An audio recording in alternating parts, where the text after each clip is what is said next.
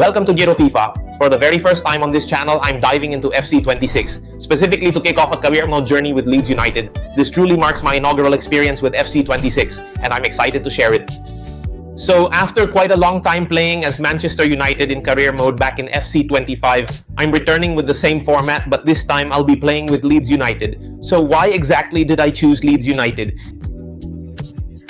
Because they are a legendary club with a history full of drama. In the Don Revie era in the 70s, they won 3 English League titles, 1 FA Cup, 1 League Cup, and were 2-time Community Shield champions. Leeds also reached the Champions League final in 75 and semis in 2001. But all that glory crumbled due to a financial crisis that sent them tumbling down to the lower divisions. Still, Elland Road is full of loyal fans with a fierce rivalry against Manchester United and their iconic anthem, Marching On Together. The major question now is, can this sleeping giant manage to rise again?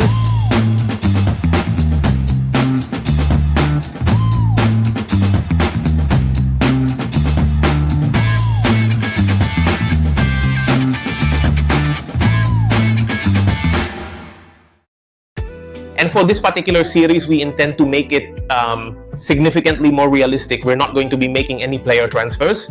We'll be adhering to the strategy and decisions that Leeds United's real-life management has already implemented. We'll be utilizing the current squad that has been provided to us, alright? I'll be implementing a philosophy that closely mirrors the approach taken by Daniel Farke in real-world football management. We'll be utilizing a 4-3-3 formation with these tactics here, a short passing build-up style and a high defensive approach. We're using a short pass philosophy, you see. We're employing a philosophy focused on dominating possession of the ball, you see. Our approach involves playing possession-based football. So regarding the 4-3-3 formation, I've personally looked into it. And no, I'm not a Leeds United fan, but I do find this team quite intriguing as their squad composition clearly exhibits strong potential. There's Okafor, Calvert-Lewin, my apologies. Okafor, Calvert-Lewin, and Aronson are leading the attack, followed by Stack, Ampadu, and Longstaff holding down the midfield. There's Gudmundsson, Pascal Struijk, Rodon, and Bogle in defense, and Darlow in the goalkeeper position. So this is the exact composition that Daniel Farke employs in real life. And from their recent 5 Premier League encounters, Leeds United have positioned themselves in 12th place, securing 2 victories, 1 draw, and suffering 2 defeats. Indeed, the record isn't exactly stellar, but our mission here is to guide them towards glory. We'll achieve this through a more pragmatic strategy, focusing on player acquisitions, developing young talent, and adhering to Daniel Farke's specific footballing philosophy. So we'll observe how far we can advance Leeds United, particularly in the initial season with the current squad at our disposal. And I'll also be playing this match against the AI. We're going to be using the absolute highest difficulty level available, which is Ultimate. In this game, we're going to try and get through the season opener. We are going to play several preseason matches against Osasuna and Real Mallorca, 2 clubs from Spain, you know. Following that, we'll face Frankfurt from Germany, and then our initial 3 Premier League matches will be against Everton, Arsenal, and Newcastle. 3 tough and quite exciting matches, particularly because the very first match is against Everton. Calvert-Lewin is set to play against his old club who released him on a free transfer. His contract expired and Leeds United was able to pick him up. This is going to be a very interesting match. So, let's all prepare for the grand opening of the very first season in this captivating series. Without further ado, let's dive straight into the action now. My debut FC 26 match representing Leeds United is a preseason match against Osasuna, a team known for their defensive tactics utilizing a 5-3-2 holding formation. I anticipate this will be a rather challenging game. Up front, they have Geraldo Becker and Ruben Garcia spearheading their attack. Geraldo Becker was one of the players with pretty high speed back in FC 25, you know. I don't know, but I feel like there won't be many changes, so they will rely on the counter-attack. Yeah, let's check out their tactical preset, see what it is. It's a counter-attack, right? So we anticipate and indeed we expect in this match that we'll control possession. Our goal will be to dominate possession, especially considering that when playing against the computer on ultimate difficulty, they too will employ a similar strategy, high ball possession. But let's see how I handle it when I'm playing, whether I can overcome them. Yeah, let's see. In the lineup, there are no changes. It's a 4-3-3. In midfield, we have Stock, Ampadu, and Longstaff still with that exclamation mark. Also, Stock isn't exactly in his best possible position within this squad. He usually plays as a defensive midfielder or a centre-back, but we've placed him in the central midfield spot. I'm essentially adapting what Daniel Farke implements in actual games because from my observation, Staff usually plays in the center midfield position alongside Longstaff and Ethan Ampadu. And as far as I know, Ampadu is actually, I believe he's primarily a winger, isn't he? Is that correct? But here he's placed at CDM and his available positions are CB and CDM. Will Ethan Ampadu truly be effective or not? That is precisely the purpose of these preseason matches, you know. We're going to try the exact composition that Daniel Farke uses. I wonder if it will be a good fit for me, you know? As you can see, we'll be playing at Signal Iduna Park on ultimate difficulty 4-minute halves, but I'll just show you the highlights. Okay, there's nothing. There's nothing else I need to adjust, I suppose. So let's head straight into the game, everyone. We're about to witness how my inaugural match unfolds. It's a preseason encounter against Osasuna.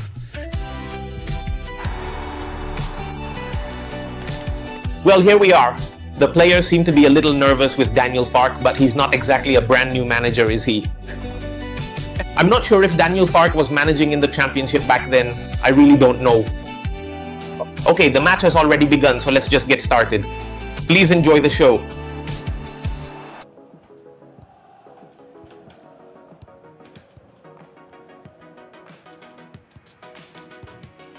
That was pretty good teamwork, my friend. Oh, but the Osasuna defender still managed to deal with it.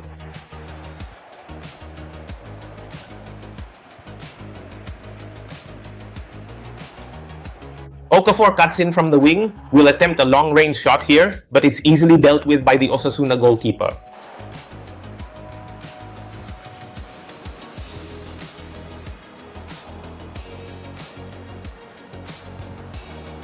Out to the wing now, Aronson is there trying to find a teammate.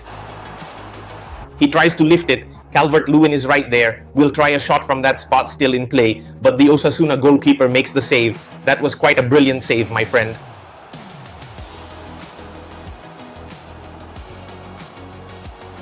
Okafor is looking for an open space and we're attempting a shot from here, but it's saved. 3 absolutely incredible, crucial saves.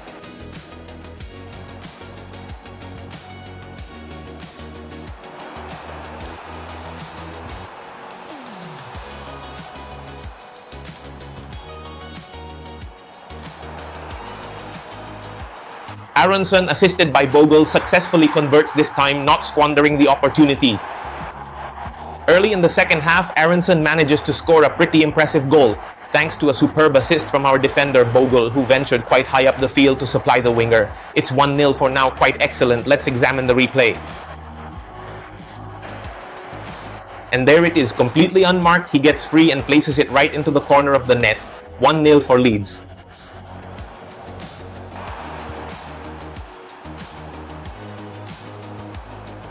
A sweet pass to Calvert-Lewin. Oh, it's thwarted by Katina. That was a really good chance.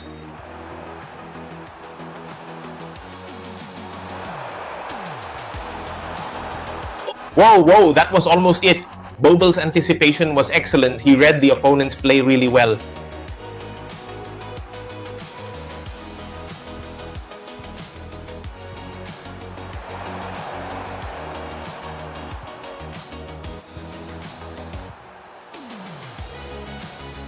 Our counter-attack spearheaded by Stack. This time he's trying to go directly down the wing. Can he locate our striker Calvert-Lewin there? Oh, what a truly fantastic and excellent interception. The Osasuna goalkeeper is absolutely playing brilliantly in this match.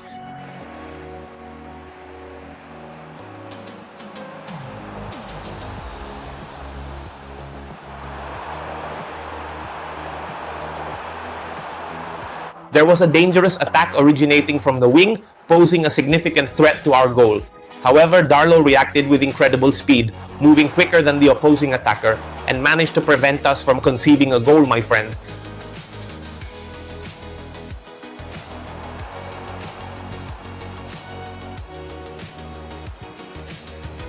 Daniel James, our substitute, has scored an absolutely incredible goal. It was a brilliant move from the wing that the Osasuna players were completely unable to anticipate. it's clear that Osasuna's vulnerability lies on their left flank, which strategically is our right side. Both of our goals so far have originated from this area. It shows a significant weakness in Osasuna's defense. There's Daniel James, who came on as a substitute for Aronson, also successfully exploited that opening mate.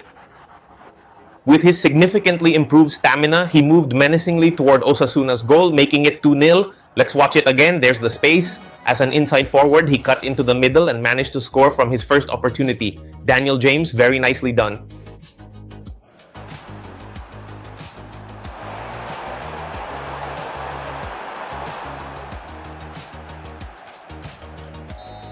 The match has concluded, with the score remaining at 2-0. We successfully overcame the Spanish representatives, securing a favorable outcome. However, the subsequent fixtures remain uncertain. If my memory serves me correctly, our next opponent is Real Mallorca, followed by Frankfurt. Nonetheless, it's likely that I will opt not to participate in both of those preseason matches. In this episode, what I mean is, on the field, I will be simulating both of those matches. So without further ado, let's head straight into the preparations for the first Premier League match against Everton. However, before we proceed, let's first examine the match facts to see what transpired on the pitch, which resulted in a 50-50 outcome. Possession stood evenly at 50-50. Our shot accuracy was quite impressive, hitting 100%. Our passing accuracy was also rather good at 91%, although not as high as Osasuna's. Osasuna achieved a 94% accuracy rate. Osasuna only managed to take one shot, whereas we had 5. Our expected goals were also pretty high at 1.7, and we managed to achieve that with 2 goals. Regarding the number of passes, we made more with 117 passes. Now let's examine the players' performances. James Bogle was named the man of the match in this game. That's something I absolutely did not anticipate, particularly a wing-back becoming such a pivotal player. Man of the match, he delivered 2 assists, so it's understandable, it's totally fair he earned man of the match honors. 2 assists, he identified the vulnerability on the opponent's left flank and then supplied 2 assists to Aronson and Daniel James. Alright, we'll now proceed directly to the next phase of preparations and then move right into our initial Premier League fixture versus Everton. Alright, let's get this show on the road. We've arrived at August 17th, just 1 day prior to our crucial game against Everton. The preseason matches didn't exactly go as planned. We actually ended up losing both times. We were thrashed by Real Mallorca with a pretty convincing score of 4-1 and then also defeated by Frankfurt with a score of 1-2. Maybe if I had played it myself, I could have won, you know? But it's alright, a preseason match is really just for getting warmed up and prepared. So we'll now immediately get ready for our first Premier League match against Everton. The Premier League takes precedence over focusing on preseason matches. However, on the 26th, we'll also have to face Chelsea in the League Cup, specifically the Carabao Cup. After going up against Arsenal on the 23rd, that's a fairly challenging set of fixtures for us at the beginning of the season, but we must confront it. Let's move on to getting ready for Everton now. Everton is expected to use a 4-2-3-1 wide formation with their Park the Bus tactical preset. They're going to play extremely defensively, which will undoubtedly be challenging, but we've already proven that just because a team plays defensively doesn't mean we can't overcome them. When we played Osasuna, they were similar, but they employed a counter-attacking approach. This is Park the Bus, so it will be more difficult. But that doesn't mean it's impossible. For the probable lineup up front, we have Beto, and then there's Jack Harrison, a new arrival at Everton, coming directly from Manchester City. And another player we're spotlighting is Jordan Pickford, who's in goal as the goalkeeper. Here, Branthwaite is expected to be a substitute, but I don't think so. It's highly probable that he will be starting at centre-back, pairing with Tarkowski. Tyler Onyango is also on the reserves, but we're not sure if he'll be put on the field later. Our current priority is to get our team ready for the opening match of the season at Elland Road, where we'll be facing Everton. We are still going to start Calvert-Lewin, and he will be facing his former teammates from Everton. So this should make for a really interesting matchup indeed. I don't think I'll be making any changes to the players right now, but perhaps in the second half, I'll bring in some players from the substitutes. Alright, so let's head directly to the match against Everton at Elland Road. We'll maintain the highlights format as I won't be showcasing the entire game. I definitely don't want our audience to get bored, so we'll just provide the highlights for everyone.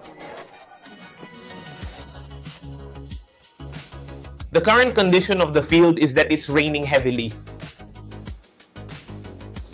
Will this affect the performance of Daniel Farke's boys on the field? Alright, enjoy the match.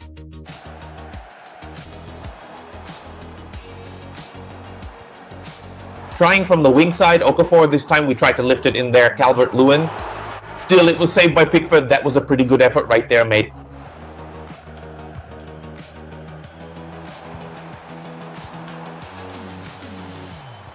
A pretty good pass, but it was cut off by Patterson. His anticipation was excellent. That was actually a pretty good offensive build-up from Leeds United.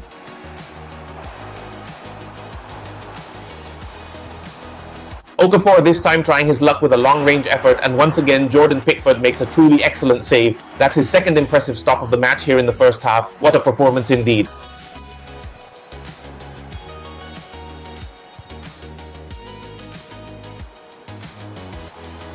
Excellent pass from Calvert-Lewin to Aronson. Can Aronson do it? And there he is. He managed to score against Everton's goal after receiving an excellent pass from Calvert-Lewin. That was truly impressive, my friend. Despite Jordan Pickford's anticipation, the ball still managed to find the back of the net. It's 1-0 to Leeds United at the moment. Let's take a look at the replay. That was truly a brilliant pass.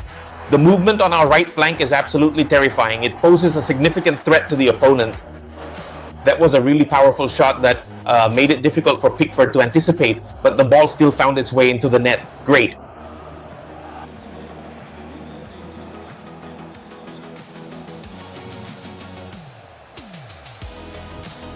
Oh, that's a dangerous play, man. In the eye on the wing side couldn't be anticipated.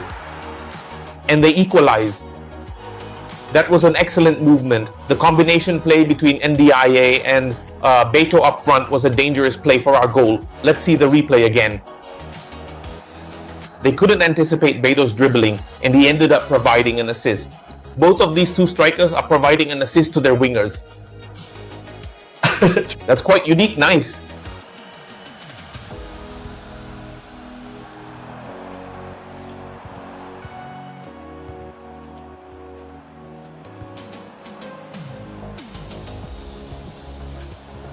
Aronson breaks through again. Great move, come on. Oh, it's still hitting the post. What a shame.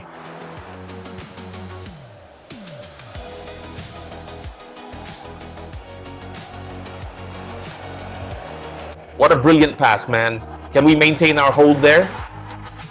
McNeil is scoring a crucial goal in the 87th minute in the final moments of the game, man. Can we still make a comeback? A pass I couldn't anticipate. Honestly, I was a bit surprised. The pass was a bit of an unusual pass, wasn't it? Kind of lifted, you know? Let's see the replay again. A rather good resistance from Tyler Dibbling. He's managed to get through, man. And just like that, McNeil effortlessly scores a goal against us. It's 2-1 to Everton at this moment. Yes, the match has concluded, and unfortunately we were unable to equalize the score and prevent a defeat. We lost to Everton with a score of 1-2, which was a comeback from them. It was quite a good performance from our opponent. This is a very important note to remember. Players must remain exceptionally focused when confronting their opponents, particularly during the critical final minutes of the game. We're facing a tough challenge against them. We'll first have to see what transpires on the field. Everton is dominating the game with 64% possession, 126 passing, 126 passes. Pass accuracy 98%, shot accuracy 67%. On paper, our shot accuracy and pass accuracy stats are demonstrably superior. You can observe 75% for shot accuracy and 94% for pass accuracy. Yet, this was insufficient to prevent us from facing defeat. Regarding our offensive performance,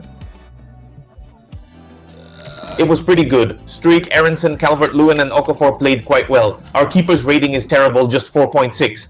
And here, the man of the match, the outstanding player of this game, is indeed Dwight McNeil, the decisive goal scorer for Everton. Following this, we are set to encounter a rather formidable opponent, Arsenal. In the real world, Arsenal successfully defeated Leeds with considerable ease. I honestly can't quite remember the exact score from game week 2 last month, if my memory serves me correctly. Okay, let's get straight to the preparations for facing Arsenal. Arsenal is anticipated to employ a 4-3-3 holding formation with their tactical preset in tiki-taka ball possession football, much like our own style. What do you call it? Their football philosophy, yeah. They will likely employ the exact same football philosophy and formation, yet with a significantly improved player composition compared to Leeds United. Up front, they're expected to have Trossard, Gyökeres, and Bukayo Saka, then Declan Rice, Martin Odegaard, and Zubimendi in the midfield. Then on the defensive side, they're quite strong, featuring Calafiori, Gabriel, Saliba, and Benjamin White, with David Raya positioned between the goalposts. But actually, if I were to look at it, ideally Eze should be deployed on the left wing in that position. But during the Leeds match, if I'm not mistaken, Eze hadn't joined Arsenal yet.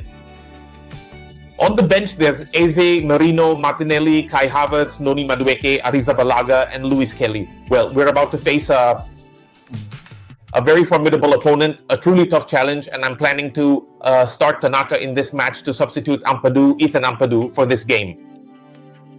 Given that I consider Tanaka to be a more natural player for the CDM position in this game, I will be resting Ampadu temporarily. As for the others, no other changes are anticipated. I genuinely appreciate the combination play of Okafor, Calvert-Lewin, and Aronson up front. Hopefully we can put up a strong resistance and present a considerable danger to Arsenal, who are considered one of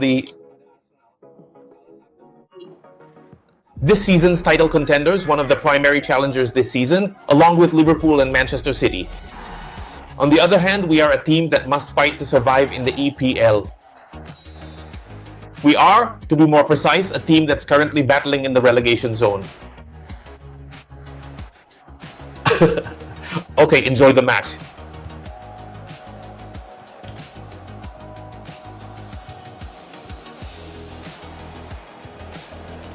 Aronson steps in, and this is his favorite move. That was the play-o. Wow, it still ended up hitting the post. That was quite a brilliant effort just now, folks.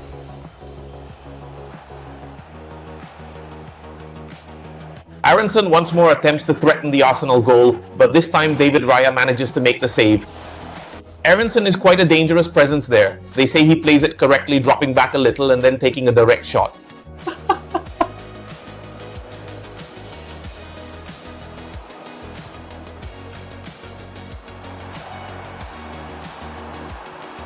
Gyökeres is dangerous.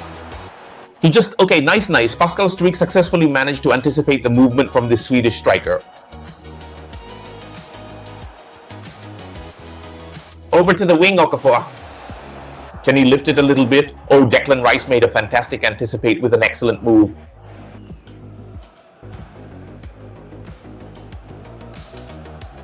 There he is, Aronson, once again creating a dangerous play for Arsenal from our opponent's left wing. Can he get through? Is it offside? Calvert-Lewin? It wasn't offside after all, but the Arsenal defense was able to anticipate and deal with it.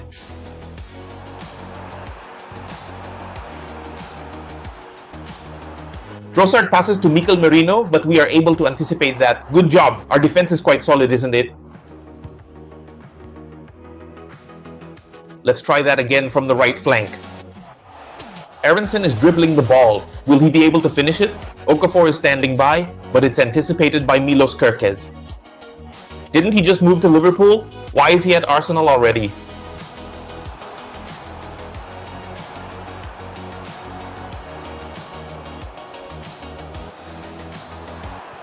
Saka passes to Gyökeres. That's an incredibly sweet pass. Oof, a pretty good intervention from Pascal Struijk here. We're trying to prevent a goal from being scored at the close of this first half, folks.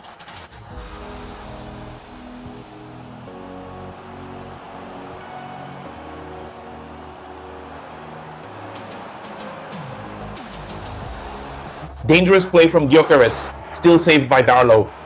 It was a fairly good attempt, but still lacked significant accuracy, and the shot power wasn't at its maximum because he was forced to perform a maneuver there. That was a pretty good save by Darlow.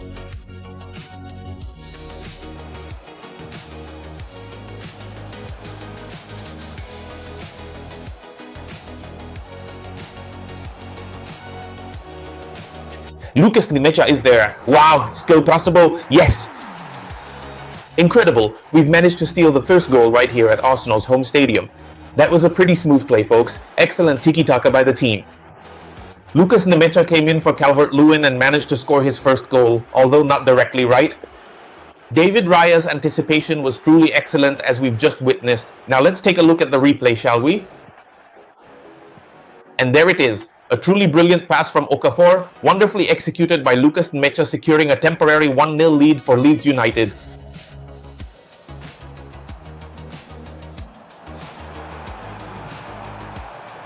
Whoop, whoop, whoop. Odegaard's got a dangerous play, but it's still saved by Darlow. Both of Arsenal's key players, Odegaard and Victor Gyökeres, had their powerful shots remarkably saved by Darlow. That was an outstanding effort, truly a spectacular save.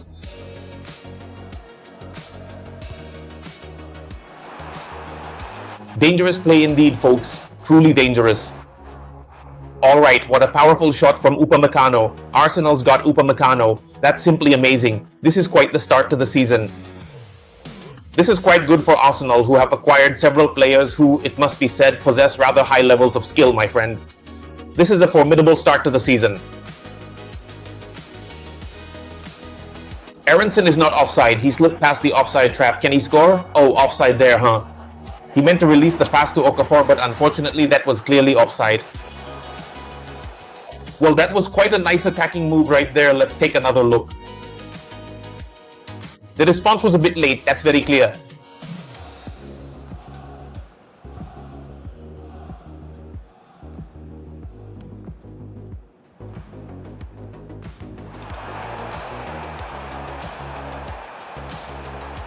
Trossard this time, great movement from the wing side, shoots directly.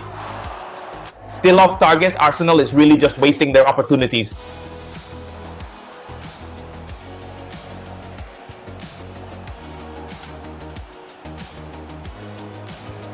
To Wilfried Gnonco, let's see if we can find Lucas Nmecha there. Oh, but Declan Rice intercepts it. We're in the final minutes now, folks. Will this match conclude? Yes. Stealing a point at, hold on, I actually don't know the name of Arsenal's home ground. Emirates Stadium, wasn't it? Yeah, good game, good game. Playing at Arsenal's home ground, we proved to be the superior team, especially with our defense remaining calm and composed. And a big thanks to Nmecha, who came in as a substitute for Calvert-Lewin. He might just secure a spot as a starting player in the upcoming matches, taking Calvert-Lewin's place. Alright, we'll simply have to wait and see what unfolds on the field. We're dominating the game with 51% possession, just barely. Then our expected goals are 2.2. That means we could have scored more goals, rather than just a single one. Our number of passes is greater than Arsenal's, even though they clearly play tiki-taka, utilizing short passes and possession-based football. Furthermore, we achieved a high shot accuracy of 75% and an excellent 92% pass accuracy. Arsenal's shot accuracy is really low, only 33%. 2 of those shots were on target, but our goalkeeper made impressive saves.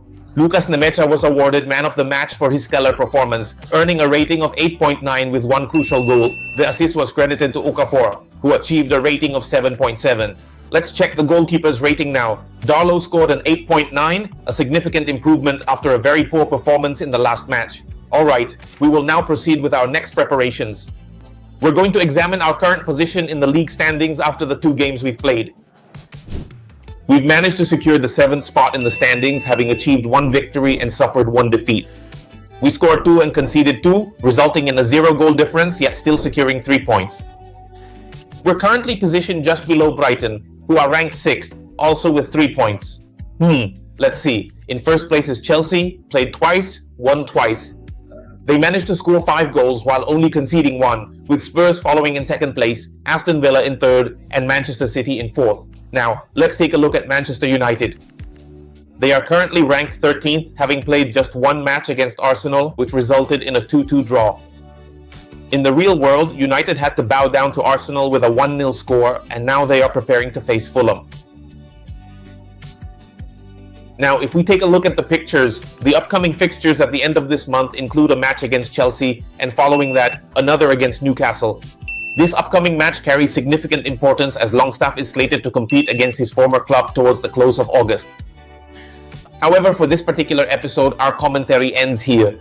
We'll conclude this episode here, and I'll catch you all again in the next one. If you like the content, please don't forget to give it a like and hit that subscribe button. You are welcome to also provide comments and suggestions on how to deliver even better content. That's pretty much all for today. Thank you for watching. See you next time.